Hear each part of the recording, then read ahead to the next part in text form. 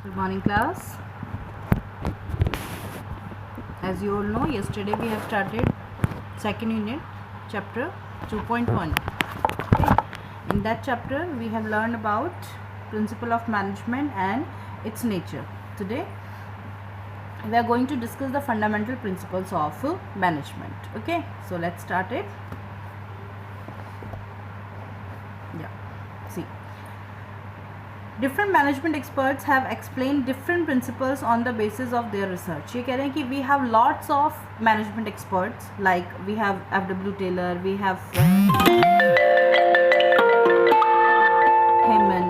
So lots of people are there who are called as management experts, and they all are laid down lots of theories, lots of management principle of management for the students or for the study of management. But in your syllabus mainly two persons are there, okay, whose principles we are going to learn in your syllabus. The first one is Henry Fayol and the second one is F.W. Taylor.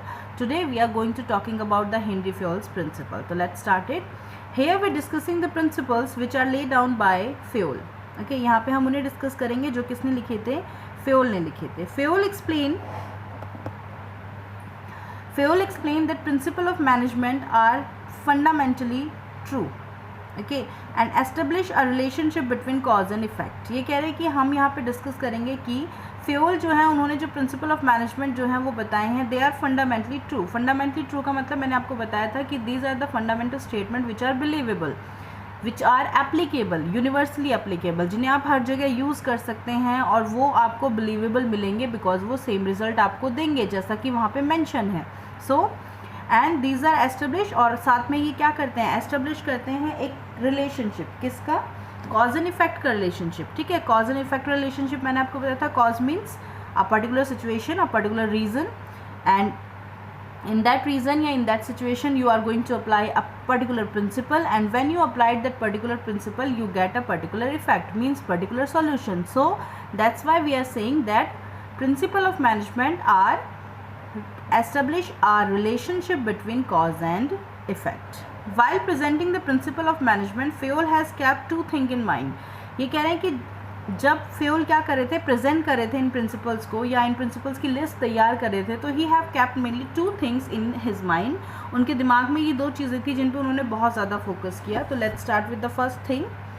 The first thing is the list of principle of management should not may be long but should be suggestive. जो चीज़ है एक पहली की list of principal जो होनी चाहिए किसकी, management की, शुड नॉट बी लॉन्ग.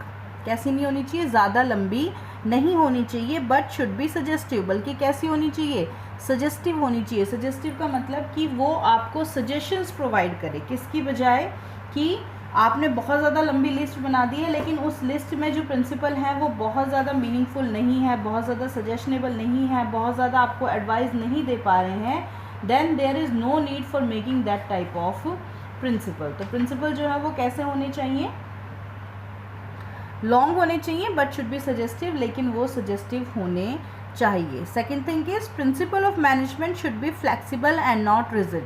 कि प्रिंसिपल ऑफ मैनेजमेंट जो है वो कैसे होने चाहिए, should be flexible. Flexible means they can be changeable, उनको टाइम टू टाइम आप चेंज कर सके, ऐसे होने चाहिए, ना कि रिजिड. कि रिजिड नहीं होने चाहिए, क्योंकि मैंने आपको कल भी बताया था दैट प्रिंसिपल ऑफ मैनेजमेंट जो है दैट आर एप्लीकेबल और ह्यूमन बिहेवियर, और ह्यूमन बिहेवियर प्रिडिक्टेबल नहीं है. ओके, ह्यूमन बिहेवियर कैसा होता है, अनप्रिडिक्टेबल, क्योंकि कई बार कुछ सेम सर्कमस्टांसेस में दो लोग डिफरेंट तरीके से रिएक्ट कर जाते हैं. सो प्रिंसिपल ऑफ मैनेजमेंट भी कैसे होने चाहिए, फ्लेक्सिबल होने चाहिए. If we need some change in that तो we have to change them according to the situation, circumstances and human behaviour. So these are main two things. The one is list of principle of management should not be long but it should be suggestive, and the second one is principle of management should be flexible, not rigid. And now before starting the principle I would like to tell you about the Henry Fayol. So let's start with the Henry Fayol introduction.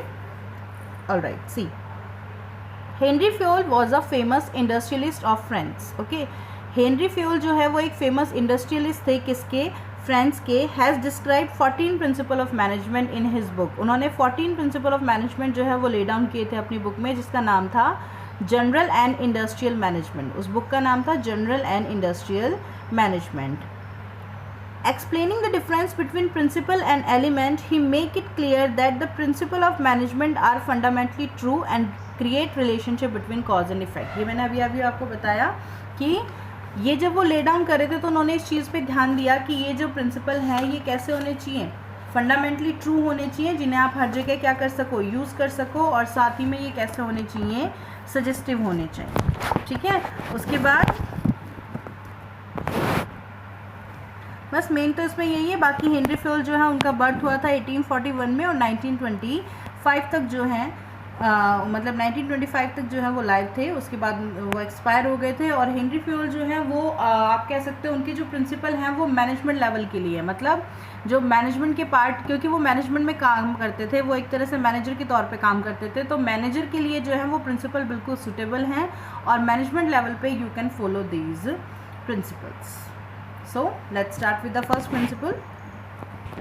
As I told you, 14 principles are there. Today I'm talking you the first one, that is division of work. According to this principle, as far as possible, the whole work should be divided into small parts, and each individual should be assigned only one part of the work according to his ability and taste, repeatedly, so that benefits of specialization may achieved. ये कह रहे हैं कि according to this principle Henry ने क्या कहा, as far as possible, जितना ज़्यादा हो सके, द होल वर्क मीन्स जितना भी काम ऑर्गेनाइजेशन में है should be divided into small parts, उस काम को छोटे छोटे पार्ट्स में डिवाइड कर देना चाहिए।